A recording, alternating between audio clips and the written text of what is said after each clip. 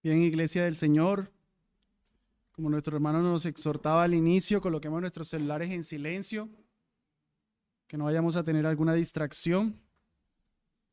Nos va a hablar Dios. Mateo, Marcos, capítulo 1, versículo 1.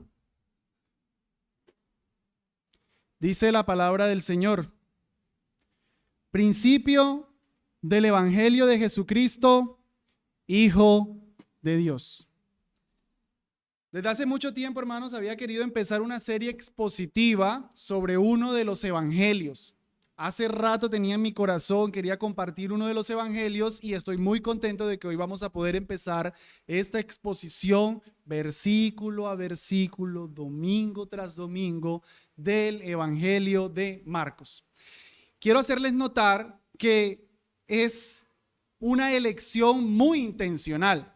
Es decir, veníamos nosotros con una serie básicamente de todo el Nuevo Testamento: Gálatas, Efesios, Filipenses, Colosenses, Tesalonicenses, Timoteo. Seguiría segunda de Timoteo.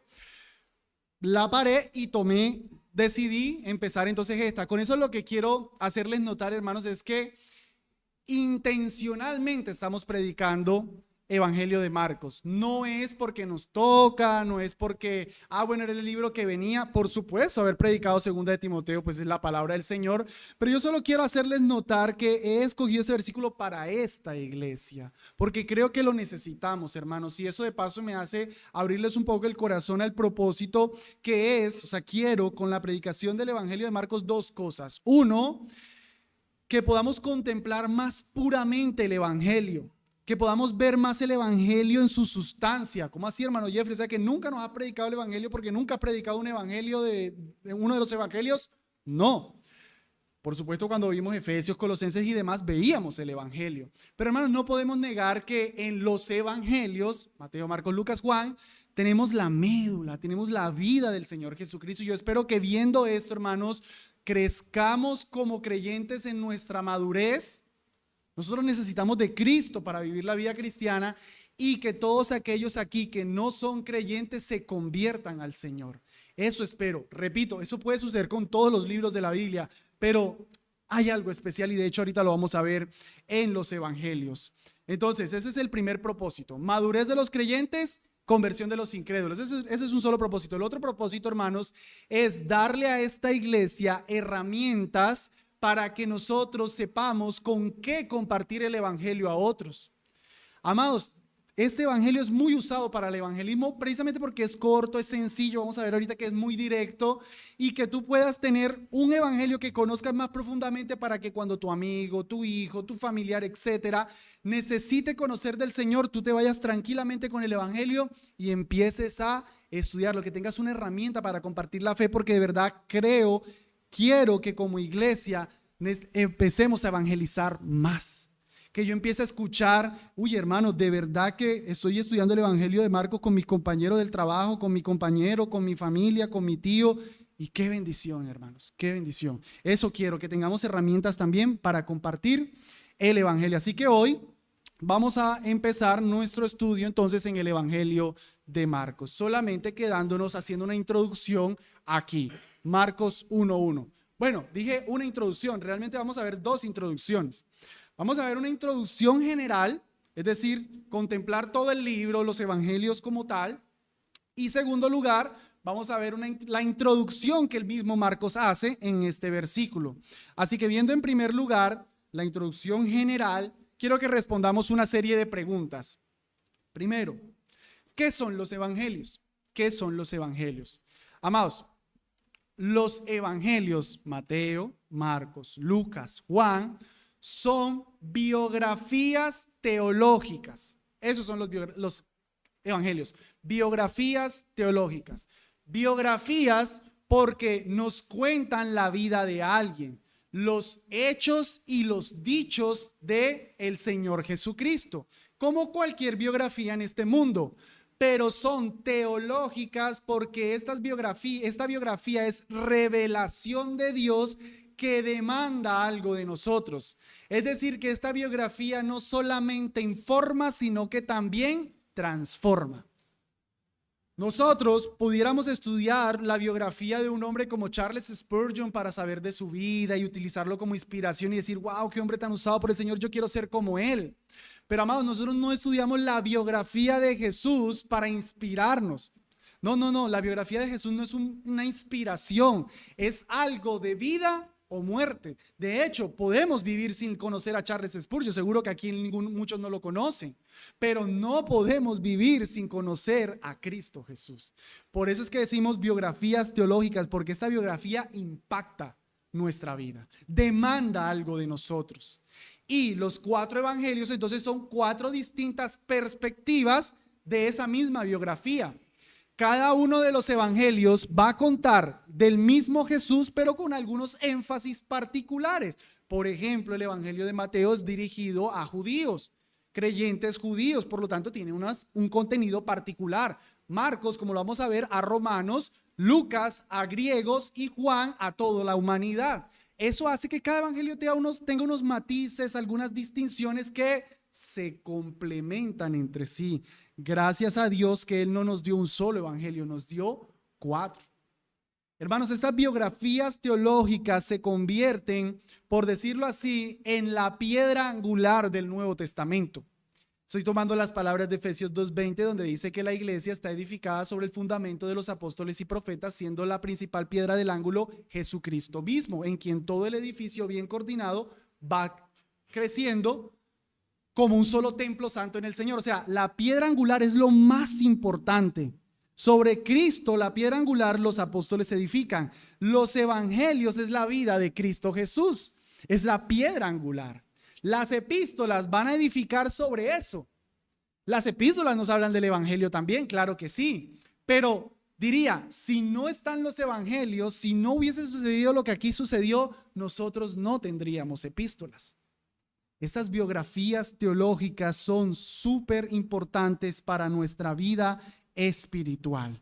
Las necesitamos, hermanos. Sin ellas nosotros no podemos vivir. En estos evangelios nosotros tenemos 3 que son sinópticos y 1 que es espiritual. ¿Cuáles son los sinópticos? Mateo, Marcos y Lucas. ¿Cuál es el espiritual? Juan. Porque sinópticos, la palabra sinopsis habla como de hacer un vuelo de pájaro, como hacer un panorama. Los evangelios se llaman sinópticos, Mateo, Marcos, Lucas, porque ellos detallan más cosas, sucesos de la vida de Jesús. Por eso ellos se compaginan y se complementan entre sí. Juan tiene un contenido un tanto más diferente, porque Juan se enfoca más en lo espiritual, tiene unos enfoques particulares.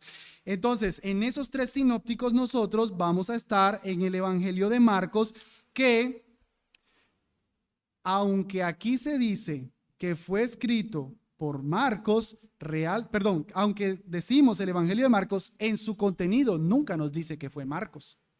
Eso nos lleva también a preguntarnos, ¿quién es el autor de este evangelio? Bueno, sí, la respuesta correcta es Marcos, más conocido como Juan Marcos. Él no era un apóstol. Ojo, Marcos no era un apóstol. Los apóstoles que escribieron evangelios son solamente Juan y Mateo, pero Marcos y Lucas no eran apóstol. ¿Por qué entonces tenemos un escrito de alguien que no es apóstol como palabra inspirada de Dios canónica? Amados, porque Marcos fue muy cercano a el apóstol Pablo y al apóstol Pedro. Sobre su relación con el apóstol Pablo, nosotros tenemos por allá en Hechos 12:25, donde Pablo sale con Bernabé en su primer viaje misionero. Estoy contando un poco de Marcos. Sale Pablo, Bernabé en su primer viaje misionero y se llevan a Juan Marcos. Van en su viaje y algo sucede. Juan Marcos se retrata, se aparta de ellos en el viaje misionero y parece ser que es algo negativo. Porque cuando Pablo va a salir nuevamente con Bernabé al segundo viaje misionero, Bernabé, tío de Juan Marcos, lo quiere llevar. Pero Pablo se opone y dice que no, porque él se retrató en el primer viaje. Quiero leer este relato a favor de ustedes.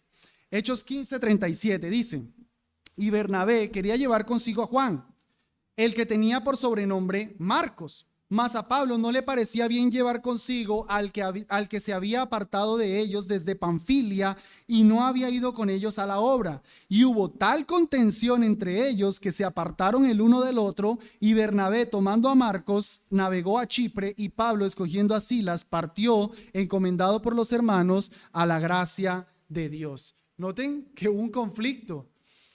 ¿Por qué sucedió eso? O más bien, ¿quién tenía la razón aquí? No nos vamos a meter en ese asunto, no nos incumbe. Solo quiero notar que hubo una división entre estos dos grandes, Pablo y Bernabé. ¿Quién tenía la razón? Repito, no sé. Pero sí es interesante, hermanos, que en 2 de Timoteo 4:11, ya Pablo al final de su vida, la última epístola que Pablo escribe, dice: solo Lucas está conmigo. Toma a Marcos y tráelo contigo, porque me es útil para el ministerio. El Juan Marcos que no le sirvió en este viaje, o más bien, el Juan Marcos que se retrató en la misión, el que Pablo no quería, ya en el final de su vida, Pablo dice: tráemelo, me es útil para el ministerio. O sea que estamos viendo que el autor de nuestro evangelio es un hombre que fue usado por el Señor y fue poco a poco siendo perfeccionado en su carácter, hasta que nada más y nada menos Dios lo escogió para escribir uno de sus libros. Esa cercanía con Pablo le da credenciales para la autoridad aquí en este evangelio, pero más importante es su cercanía con Pedro. Cuando Pedro, recuerdan la historia, Pedro cae en la cárcel y Pedro es liberado milagrosamente por el ángel. Pedro sale y se encuentra que está libre y se va para una casa, la casa de María, la madre de Marcos, donde estaban orando por la liberación de Pedro, que sale esta muchacha Rode. Pedro toca la puerta y lo escucha y se va corriendo y dice: Pedro, no lo creemos. Esa casa era la casa de Juan Marcos. Vemos ahí una cercanía entre Pedro y Juan Marcos.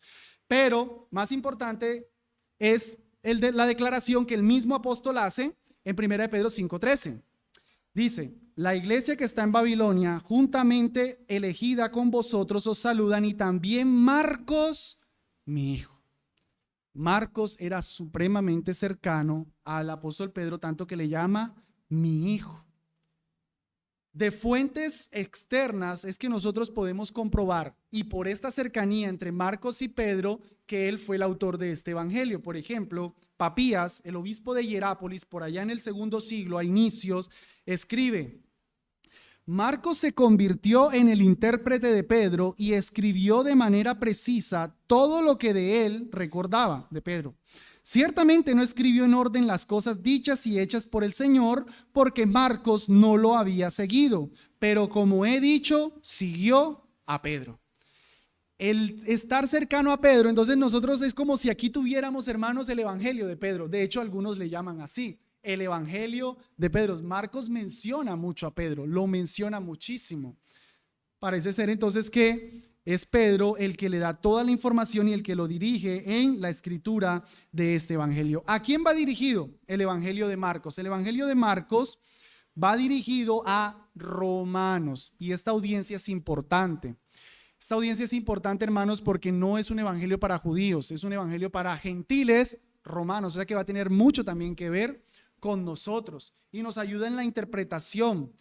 Algunos comentaristas notan que es evidente que va escrito a romanos por, uno, las citas del Antiguo Testamento son pocas. Claro, su audiencia no conoce mucho del judaísmo, pues su audiencia no necesita muchas citas del Antiguo Testamento. Esto nos sirve, hermanos, para cuando lo leemos entender un poco.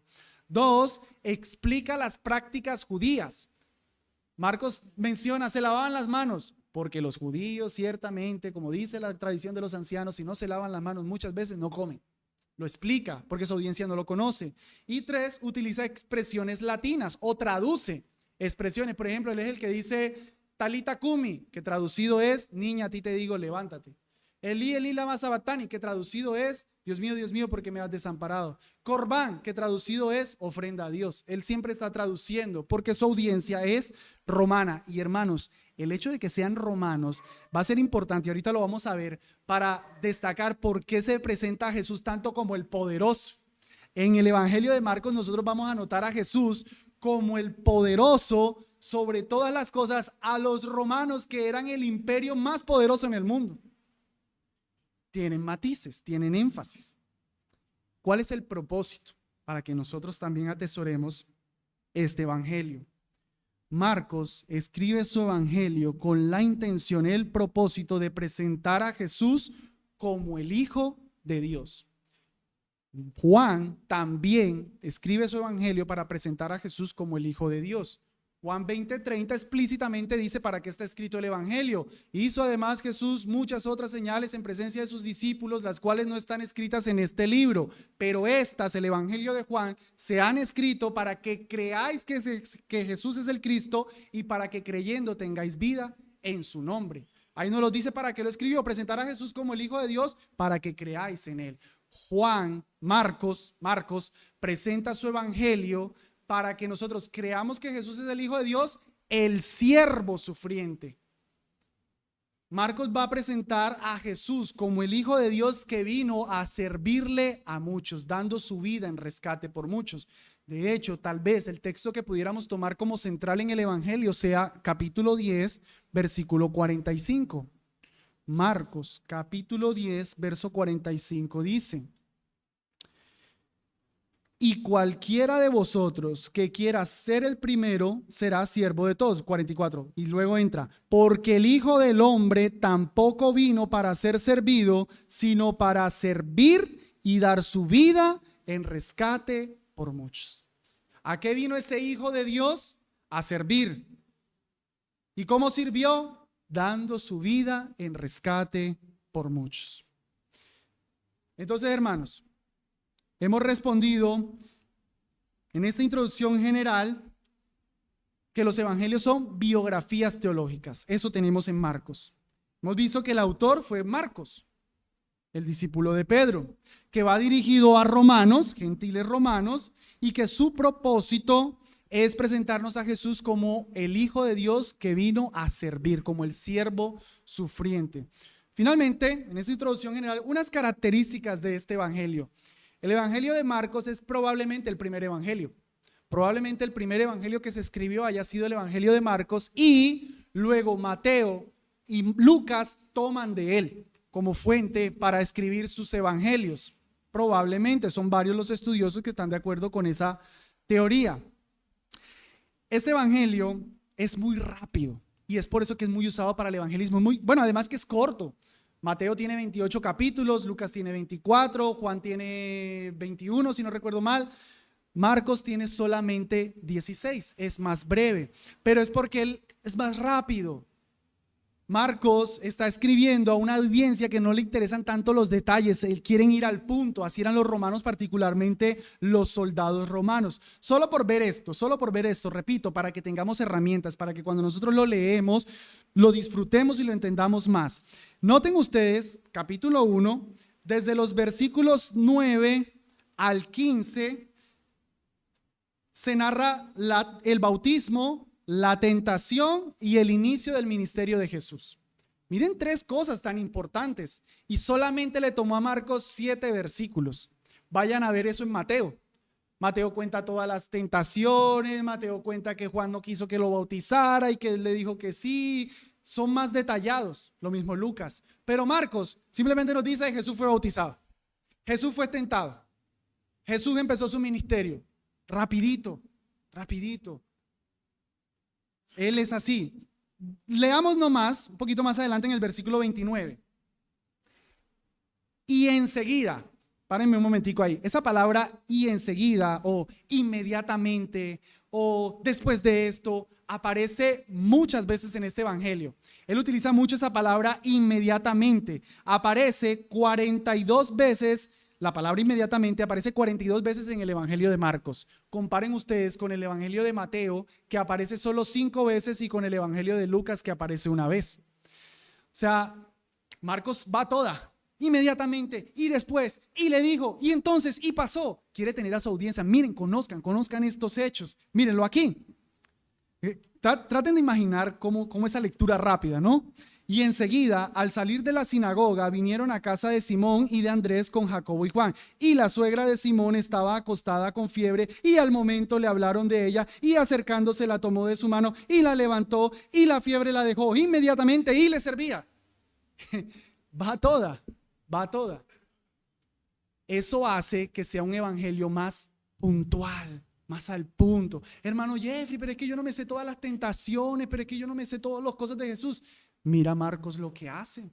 Marcos no está entrando en todos los detalles y con todo y eso predica el evangelio. Con todo y eso predica el evangelio porque le da énfasis a lo más importante. De hecho, puedo mencionar desde ya que este evangelio, le estoy diciendo que es rápido, este evangelio desde el capítulo 1 al capítulo 10 narra 3 años y medio del ministerio de Cristo, o sea, 10 capítulos para 3 años y medio. Pero del capítulo 11 al capítulo 16, 6 capítulos para solamente 8 días. No es proporcional. 3 años, 10 capítulos. 8 días, uno diría, bueno, un versículo. No, le dedicó 6 capítulos a 8 días. ¿Qué sucede en esos últimos 8 días? La crucifixión, muerte, resurrección, ascensión de nuestro Señor Jesucristo. Aunque Él es afanado, en la parte más importante, Marcos se detiene y le para y le baja el acelerador. Como si dijera, espérate, aquí viene lo más importante. Ahorita lo vamos a ver. Hermanos, hasta aquí la introducción entonces general del Evangelio de Marcos. Entonces son biografías teológicas, el Evangelio de Marcos de manera especial a Romanos, con el propósito de presentar a Cristo como el Hijo de Dios, el siervo sufriente, con estas características que le mencioné. Veamos ahora, 1:1, la introducción del mismo Marcos.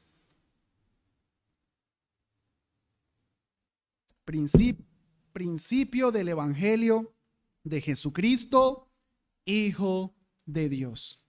Cuando él menciona principio, ¿qué te viene a la mente? ¿Qué te viene a la mente cuando tú escuchas principio? Génesis 1:1.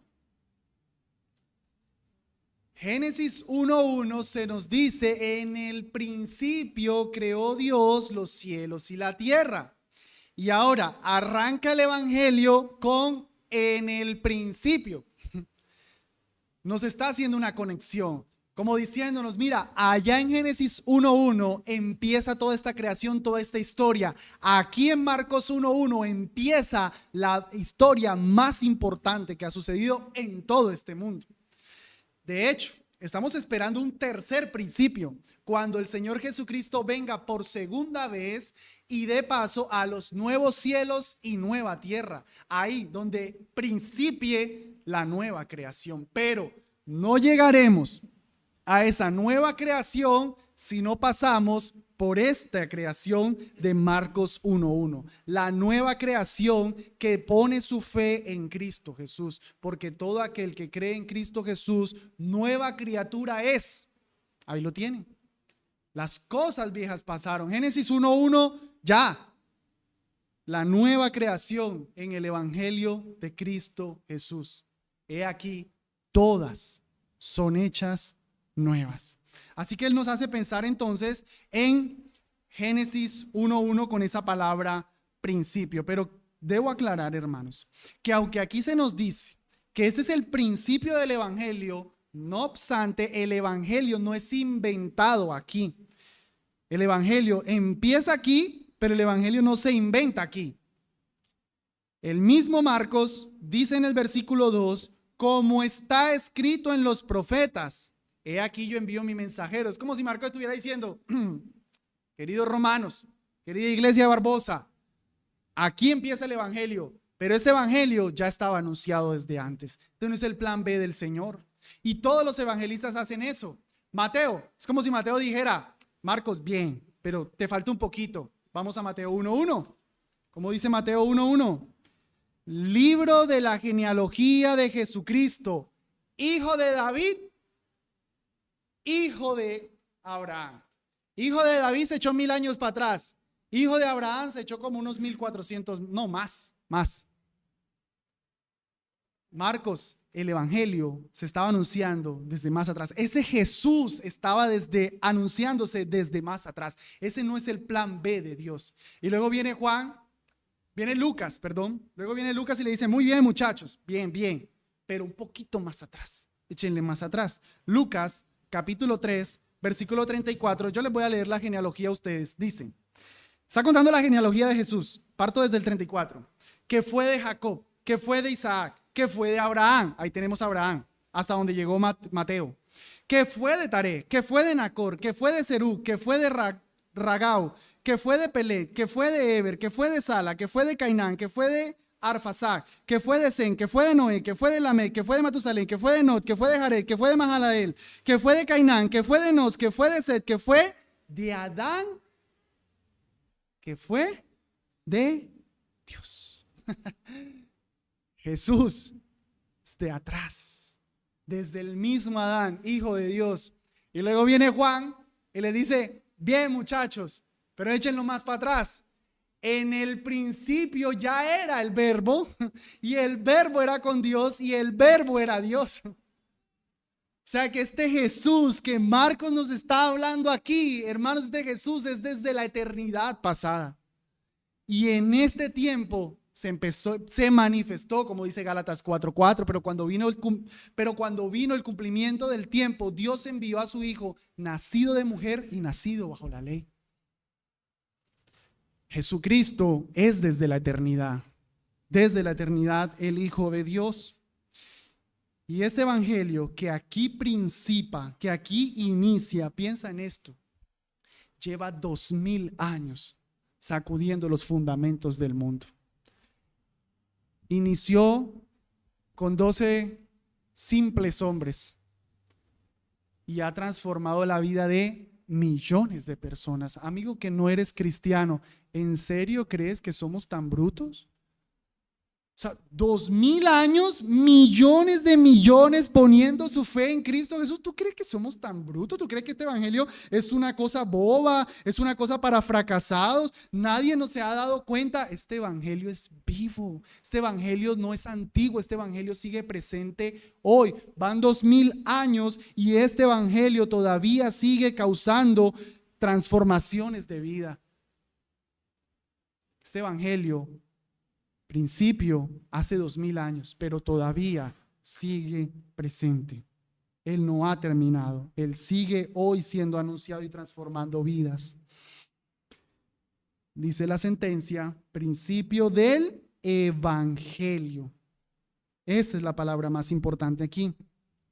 Principio del evangelio, pero de alguien, de Jesucristo. La palabra evangelio es lo que se conoce como una transliteración. Una transliteración es una palabra de un idioma que simplemente se le hacen las adaptaciones de las letras para que suene igual en el nuevo idioma, pero no se traduce. Evangelio, evangelión en griego, evangelio en español. O, por ejemplo, baptizo en griego, bautismo en español. O, por ejemplo, eclesía en griego, iglesia en español. Son todas transliteraciones. La traducción es buenas nuevas. ¿Qué es un evangelio? Un evangelio son las buenas nuevas. Buenas noticias, pero son buenas noticias, como aquí nos lo dice, de Jesucristo. No son cualquier buenas noticias, son las buenas noticias de Jesucristo. Y yo quisiera que a partir de ahora entendamos qué es este evangelio de Jesucristo, por qué son buenas nuevas, por medio de 3 puntos. Son buenas noticias, sí, pero estas buenas noticias, primero, requieren malas noticias. Son buenas noticias, sí, estas buenas noticias, segundo lugar, se tratan de alguien. Hay un contenido, un alguien, una persona, Jesucristo. Y tercero, estas buenas noticias son acerca de algo que esa persona hizo, de los hechos de esa persona. No podemos entender el evangelio si no entendemos bien esas 3 sentencias. No podemos entender el evangelio de Jesucristo si no tenemos claro que estas buenas noticias precisan una mala noticia, que esas buenas noticias se tratan de alguien, de Jesucristo, y que estas buenas noticias se tratan de lo que Él hizo. Si quitas eso, no tienes evangelio. Si lo entiendes bien, tienes un buen evangelio, tienes el evangelio del Señor. Prestando la atención a la primera, estas buenas noticias requieren una mala noticia. Lo que básicamente responde esto es, ¿por qué necesito el evangelio? Creo que muchos de ustedes han escuchado la ilustración de qué pasaría si, no sé, tú tomas un taxi y de pronto el chofer te dice, tú sentado ahí atrás te dice, mira, tómate estas pastillas que son útiles para el cáncer. Si tú te las tomas, se te va a ir el cáncer, ya no vas a tener más cáncer, vas a estar totalmente sano. Tómatelas. Yo creo que ninguno de aquí se las tomaría. Y ni siquiera por desconfianza, sino porque diríamos, pero yo no tengo cáncer. Bueno, con el respeto si alguien lo tuviera. Pero no nos los tomaríamos porque no lo tenemos. Pero si vamos a un doctor y el doctor nos saca un examen de sangre y nos dice, mira, el examen de sangre arroja que tienes un cáncer de tal parte, te quedan 3 meses de vida, pero si tú te tomas este medicamento, tú te vas a curar. ¿No los tomaríamos? Claro que sí, porque entendemos el problema que tenemos. Cuando entendemos el problema, queremos la solución. Muchos no creen en el evangelio porque no han entendido el problema, no han aceptado la buena noticia porque no han entendido la mala noticia, no la han aceptado. El evangelio se trata de personas que están en una pésima condición y que este evangelio viene a ser la buena noticia para ellos. Amados, conocemos nuestras Biblias que sencillamente entramos a un Nuevo Testamento en el que nos encontramos los evangelios. Pero cuando nosotros entramos a esos evangelios, es como si nosotros entráramos al minuto 40 de una película. Cuando entramos a una película al minuto 40, pues la vamos a disfrutar, podemos captar definitivamente el mensaje, pero nos perdemos de algo. Bueno, cuando nosotros entramos a los evangelios, estamos entrando en el minuto 40 de la historia de Dios.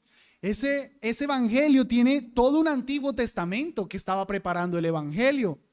¿Cómo así? ¿Ahora necesito estudiar todo el Antiguo Testamento para poder entender el evangelio? No, definitivamente no. Si entiendes muchas cosas, lo vas a entender más. Pero por lo menos, esencialmente, te tienes que ir al puro principio, Génesis 1, en donde Dios creó al hombre y a la mujer a su imagen y semejanza. Y Dios puso a Adán y Eva en un paraíso, el huerto del Edén, y les puso 2 árboles, el árbol de la vida y el árbol del conocimiento del bien y del mal. Y del árbol del conocimiento del bien y del mal, dijo Dios, no comerás, porque el día que de él comieres, ciertamente morirás. Nuestros primeros padres desobedecieron ese mandamiento y si Dios es juez justo, dio el castigo que había sentenciado. Y Adán, como nuestro padre y representante, cayó y con él caímos todos. Y desde que Adán pecó, toda la humanidad quedó en condenación y todos estamos esperando el castigo eterno de la ira de Dios justamente porque lo merecemos. No voy a entrar mucho en las discusiones de la representación federal de Adán, pero por si no te gusta que Adán pecó y tú eres culpable, de todas formas tú sabes que en tu vida tú has pecado. De todas formas tú sabes que no eres exento de pecado. Eres merecedor de la justa ira de Dios. A una persona que está en esa condición, a un Dios que justamente puede mandar al infierno, no obstante, Dios dejó una promesa desde Génesis 3:15. Le dijo a la mujer, y en tu simiente, habló a la mujer de que iba a enviar una simiente que aplastaría la cabeza de Satanás. Aunque Satanás en esa herida le daría una herida en el calcañar. Y eso se refiere a Cristo Jesús. Así que el evangelio es la buena noticia de que ya no hay condenación, de que todos aquellos que crean en Cristo Jesús serán salvos de esa justa condenación. Cuando una persona no cree el evangelio es porque se cree buena, es porque cree que no lo necesita y yo lo entiendo, es consecuente. Si tú hoy día no eres cristiano es porque tú te crees muy bueno. Tú piensas que eres una persona muy santa, tú eres una persona que no ha hecho nada malo y que el evangelio no es una cosa para ti. El evangelio es para los religiosos, para tu papá, para tu mamá, para los fanáticos. No, el evangelio es para personas que entendieron lo mal que estaban delante de Dios. Son buenas noticias de salvación en Cristo Jesús. Cuando yo entiendo lo pecador que soy, cuando tú entiendes lo pecador que eres y lo aceptas, el evangelio será la solución. Ahí sí querrás el evangelio. Mientras tanto, no. Así que no podemos entender el evangelio o hacer a alguien entender el evangelio si no le hacemos entender que son pecadores. 1. 2. Estas buenas noticias no se trata solamente de decirle a una persona que está en un problema grave. Estas buenas noticias tienen que hablar de alguien, de Cristo Jesús. Si no se habla de Jesucristo, no es evangelio.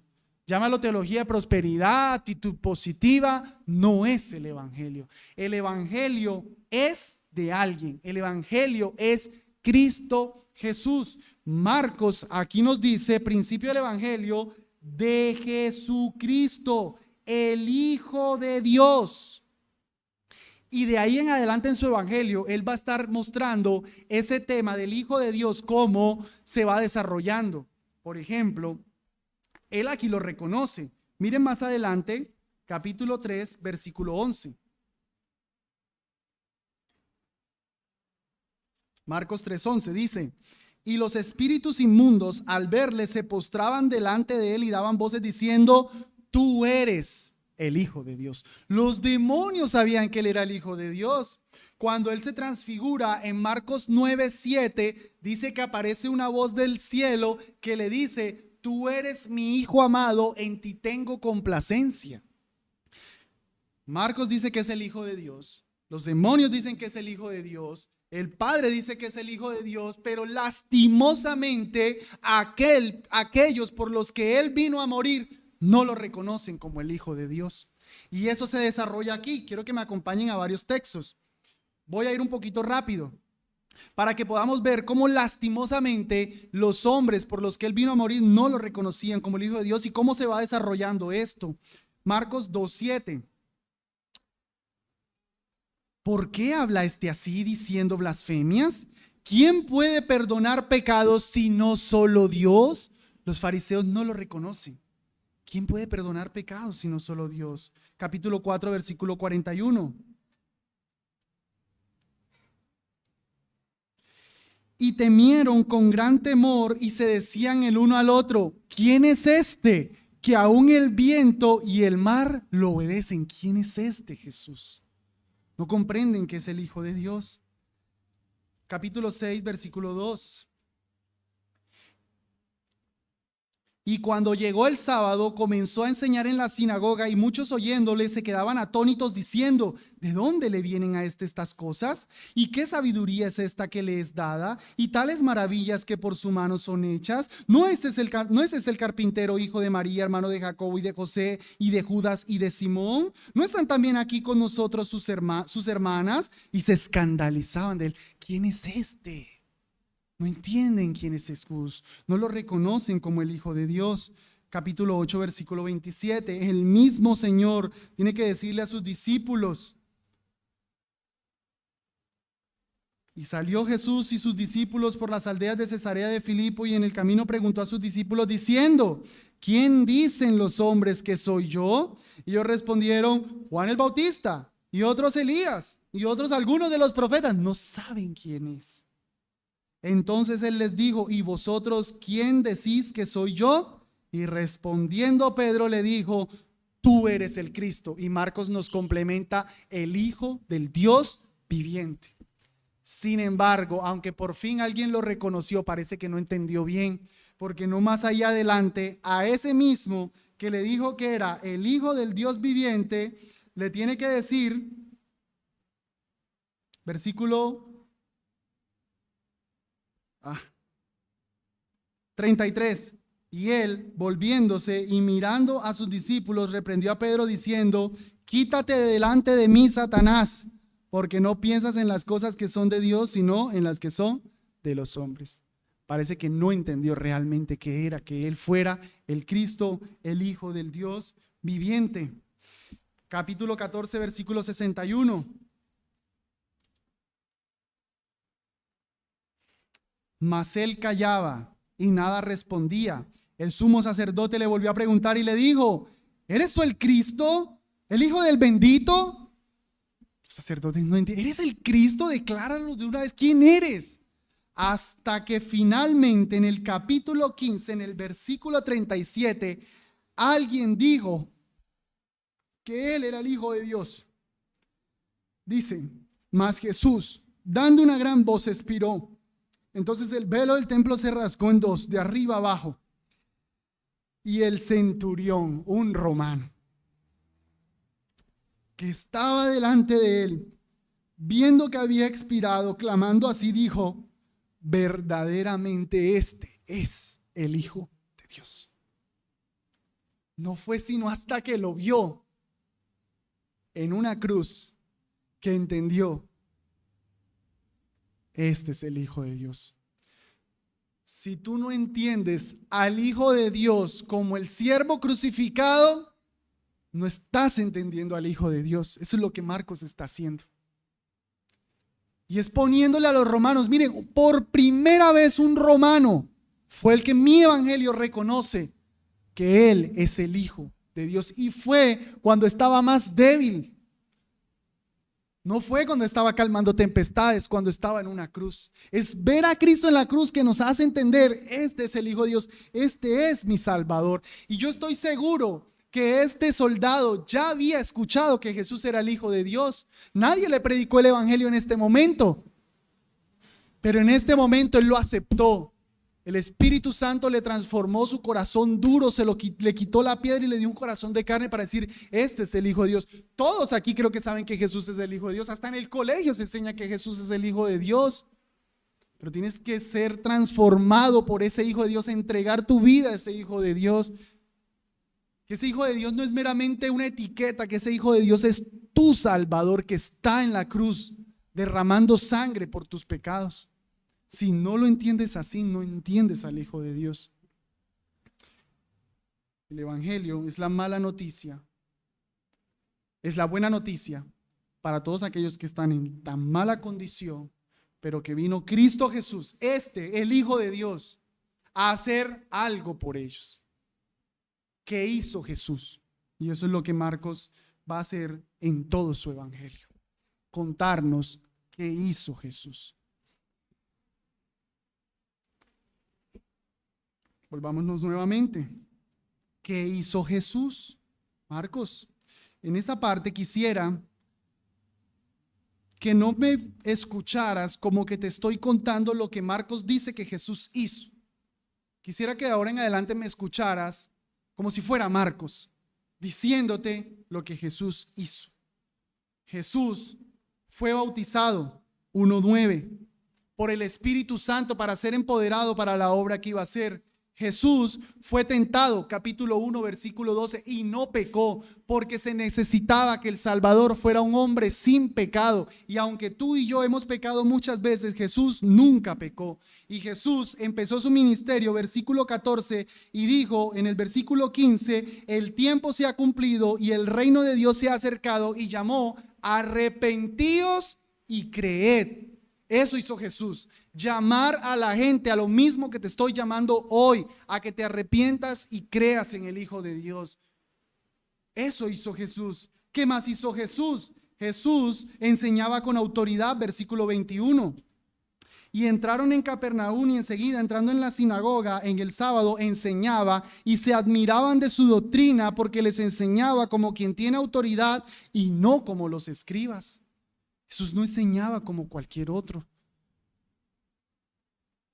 Jesús tenía misericordia de las personas, versículo 40.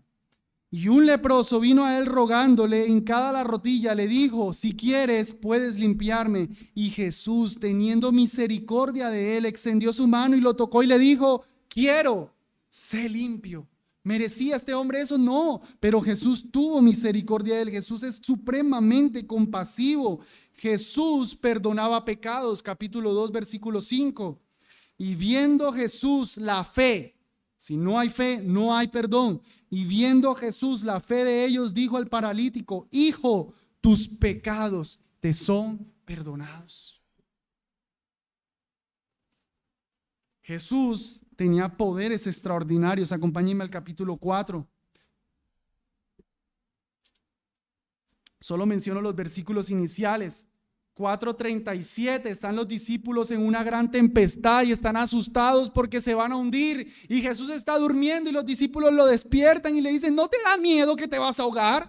Y él se levanta y mira las olas y le dicen: cálmense, y se hizo grande bonanza. Y luego los discípulos estaban como: ¿quién es este que aún los vientos y las olas le obedecen? Están más asustados ahora porque están viendo que tienen a un poderoso sobre la tempestad.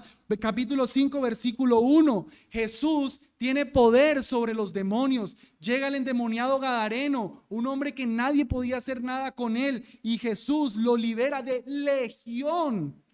Muchísimos demonios. Jesús tiene poder sobre los demonios. Capítulo 5, versículo 24, la famosa historia de la mujer con el gran flujo de sangre. 12 años esta mujer, todo su dinero lo había gastado en médicos, nadie la había curado. Y Jesús, sin siquiera saber de ella tocando su manto, Él la sanó. ¿Quién es este? Jesús es tan poderoso que cura una enfermedad sin darse siquiera cuenta.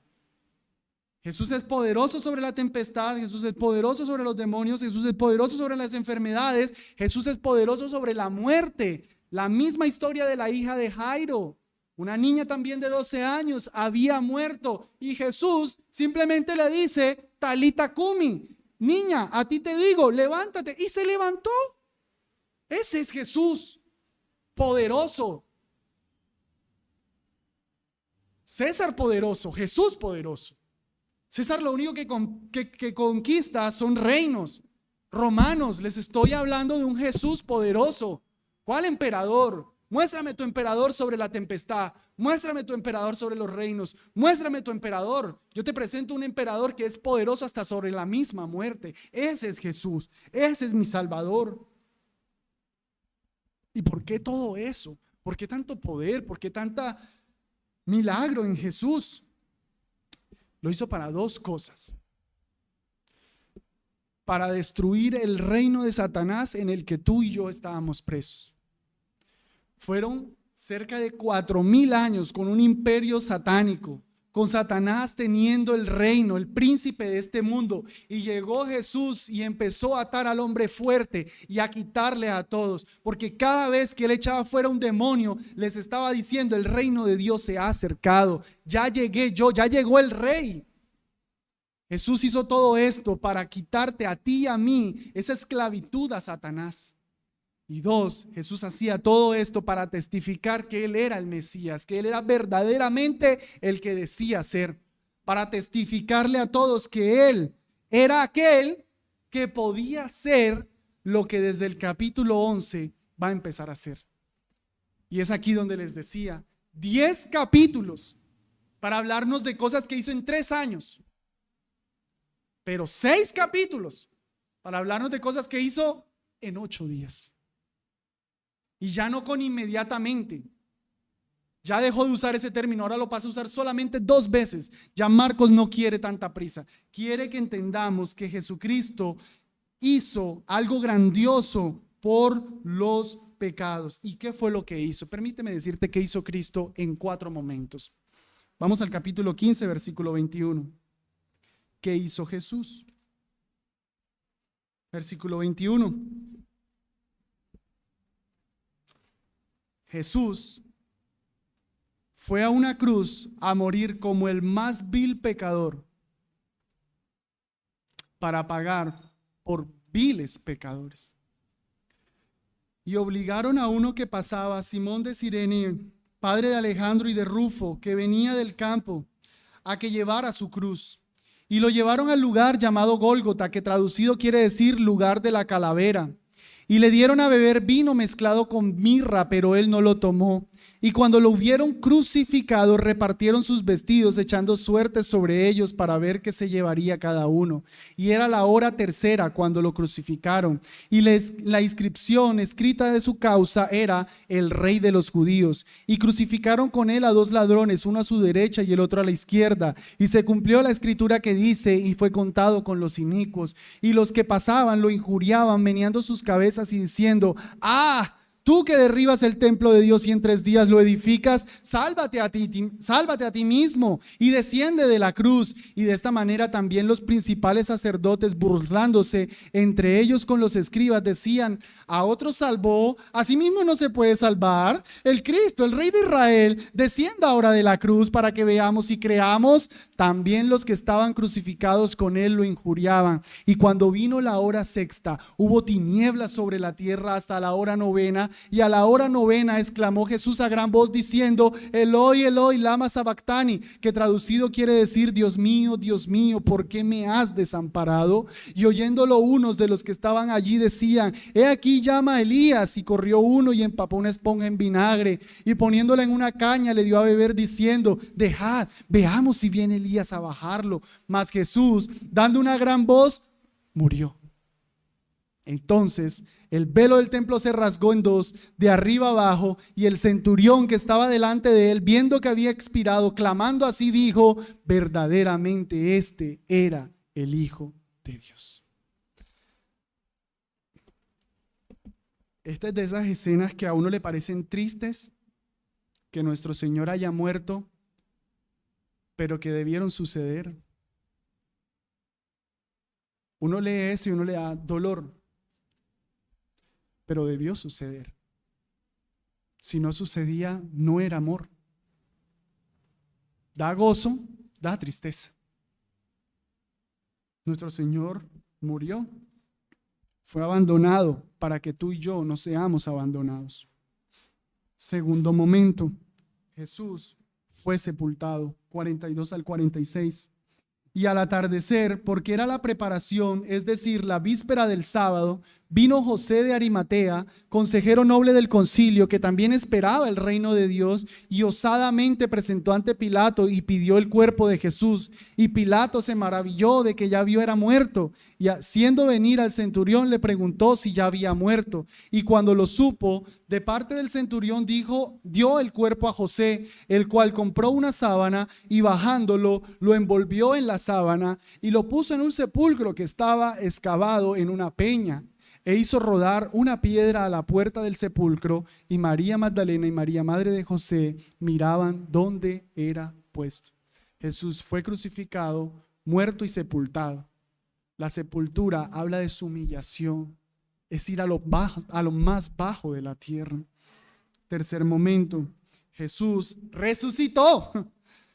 Y cuando pasó el sábado, María Magdalena y María, la madre de Jacobo, y Salomé compraron especias para ir a ungirlo. Ellas van a visitar a un muerto. Y muy de mañana, el primer día de la semana, domingo, fueron al sepulcro ya salido el sol, y decían entre sí: ¿quién nos removerá la piedra de la puerta del sepulcro? Y cuando miraron, vieron la piedra removida, aunque era muy grande. Y al entrar en el sepulcro vieron a un joven sentado al lado derecho, vestido con una larga ropa blanca, y se espantaron. Es un ángel. Mas él le dijo: no os asustéis, buscad a Jesús el Nazareno, el que fue crucificado, ha resucitado, no está aquí. He aquí el lugar en donde lo pusieron. Miren, mujeres, está vacía. ¿Quién rodó la piedra? No sabemos. Los ángeles rodaron la piedra. ¿Para qué rodaron la piedra? Si Jesús podía salir. ¿Para qué se rodó la piedra? No para que Jesús pudiera salir. La piedra se rodó para que nosotros pudiéramos entrar y ver una tumba vacía. Nuestro Señor ha resucitado. Él no se quedó en la cruz. Él no se quedó muerto en la tumba. Él resucitó, Él está vivo. Y cuarto momento, nuestro Señor fue exaltado, 16-19. Y el Señor, después que le habló, fue recibido arriba en el cielo y se sentó a la diestra de Dios. Ese es el Evangelio. Eso es lo que Jesús hizo. Jesús vivió por ti, por mis pecados. Jesús vivió para cumplir la ley en mi lugar, en tu lugar si crees en Él. Jesús fue una cruz, fue crucificado como el más vil de los pecadores, como tú y yo lo merecíamos. Jesús murió y fue sepultado, humillado. Jesús fue resucitado, pero Jesús fue exaltado. Yo no te estoy hablando de un crucifijo. Tal vez no crees en el evangelio porque estás lleno de catolicismo romano en el que cada vez veías un crucifijo. Yo no te estoy predicando un crucifijo. Yo te estoy predicando a un Cristo resucitado y exaltado y que está a la diestra de Dios y hoy te está demandando que entregues su vida a Él. Él es el Señor, Él es amor y Él quiere que entregues toda tu vida. Él es el Señor. A ti no te está haciendo el llamado hoy un muerto, un crucifijo. A ti te está llamando el Rey de Reyes y Señor de Señores. Amén. Él te está llamando hoy. Vas a darle cuentas a un rey, al creador del universo. ¿Qué vas a hacer cuando te presentes a Él? ¿Qué le vas a decir? ¿Que no eras malo? Cuando menospreciabas la iglesia de Él, ¿qué vas a hacer? Es el Señor el que te está llamando, el que está a la diestra de Dios. Les dije que los evangelios son biografías teológicas. Aquí te he presentado a Cristo Jesús. ¿Qué vas a hacer con Él? Este es Jesús. Esto hizo Jesús. Esto dijo Jesús. Esto demanda Jesús. ¿Qué vas a hacer con Él? ¿Vas a creer en Él? ¿Vas a arrepentirte y entregar toda tu vida a Él? ¿O vas a seguir a espaldas de Él? Darás cuenta al Rey.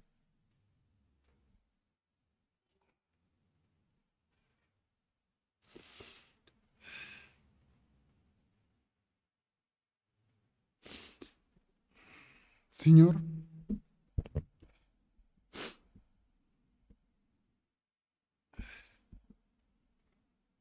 tú eres el Rey, tú eres el Señor que hoy llama por tu Espíritu a este precioso evangelio. ¿Qué te decimos, Señor? Salva, por favor. Transforma, por favor, Señor. Míranos y haz tu voluntad en nuestra vida. No tengo palabras, Señor.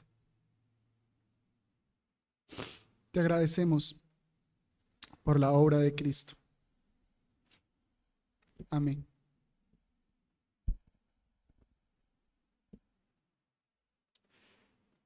Invito a los hermanos de la música.